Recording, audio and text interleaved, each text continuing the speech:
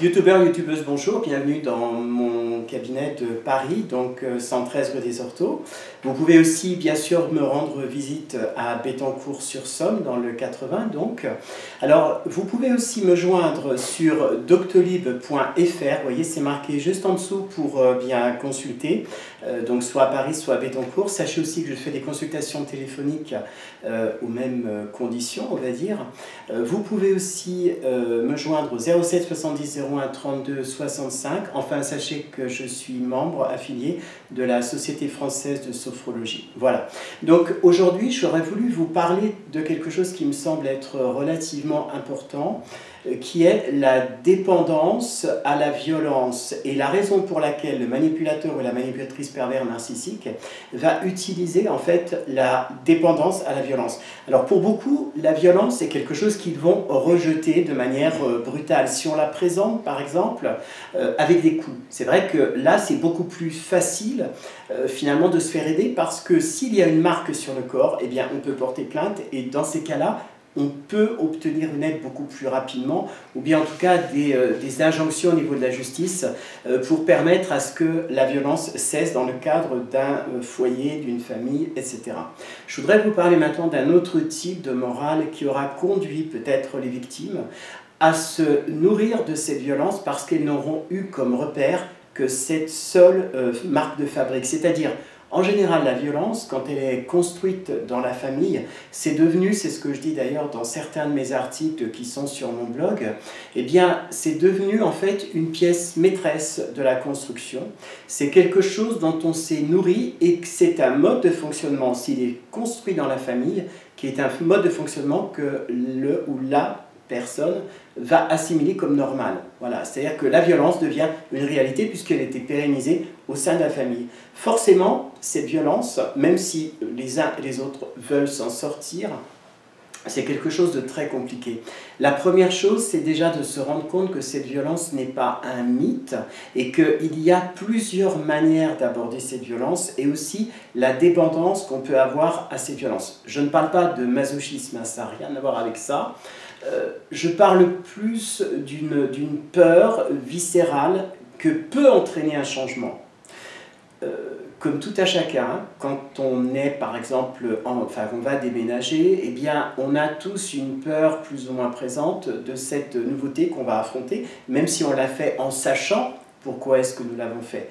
Eh bien pour la victime de ces violences anciennes, c'est exactement la même chose. Et c'est là qu'elle est une proie parfaite pour le manipulateur ou la manipulatrice pervers narcissique, parce que pour le coup, cette violence, elle va être instrumentalisée au bénéfice finalement du manipulateur et du coup, la victime va avoir peur de sortir de ce schéma, même si elle va multiplier ce que j'ai vu un petit peu sur les différentes réactions que j'ai eues sur mes vidéos, même si la victime va multiplier les expériences, eh bien elle se trouvera dans l'impossibilité de sortir de son schéma, même si elle en a peur. C'est une double peine pour moi, c'est-à-dire que la personne qui va vivre finalement, qui va reproduire dans sa vie ce schéma qu'elle sait être dysfonctionnel pour aller vers un autre schéma, elle va faire ce qu'on appelle des va-et-vient. C'est-à-dire que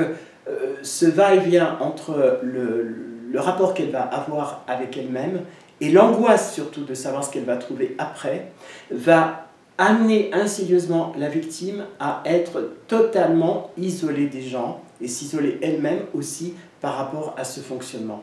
Néanmoins, dans mon cabinet, je me suis rendu compte au fur et à mesure de mes consultations que se sortir de la violence, se sortir de cette manipulation demande des efforts extrêmement importants, mais c'est quelque chose sur lequel on arrive à travailler.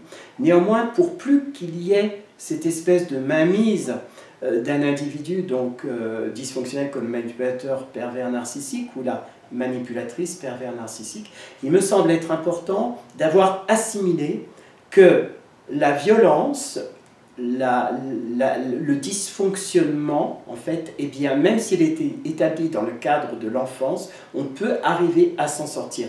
Et comme je dis souvent, on a toujours peur de l'inconnu. Regardez ces films qu'on voit à la télé avec les extraterrestres qui sont forcément méchants, etc. Bon, il y a toujours cette espèce de crainte de la nouveauté, et du coup on la diabolise, et de manière collective, je dirais. Hein. Donc, pour le vécu intrinsèque de violence, c'est exactement la même chose. À partir du moment où un nouvel espace s'ouvre à vous. Pourquoi s'imaginer que cet espace sera automatiquement la copie conforme de votre vécu? Donc, il va falloir du temps pour mettre d'abord un pied dehors, puis deux, puis commencer à avancer. Sachez qu'il n'est pas définitivement inscrit que vous serez toute votre existence manipulé. Néanmoins, la parole, le travail avec le corps, va pouvoir vous aider à sortir de ce contexte et peut-être même d'avoir l'occasion de juger, parce que vous avez le droit, de votre parcours, tout en vous accordant le plus de bien-être possible, c'est-à-dire ne pas vous juger de manière agressive. On n'est jamais très bon juge par rapport à soi-même. Néanmoins, vous accordez par votre vécu la possibilité que vous avez été une victime depuis longtemps et que si vous êtes dans mon cabinet, eh bien, c'est que vous avez pris conscience que vous souhaitez que votre rôle, entre guillemets, de victime change pour enfin vous retrouver.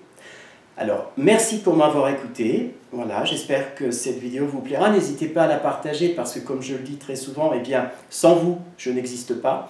Pardonnez-moi aussi pour le fait de ne pas vous répondre de manière immédiate, mais j'essaye de donner à tout le monde des réponses.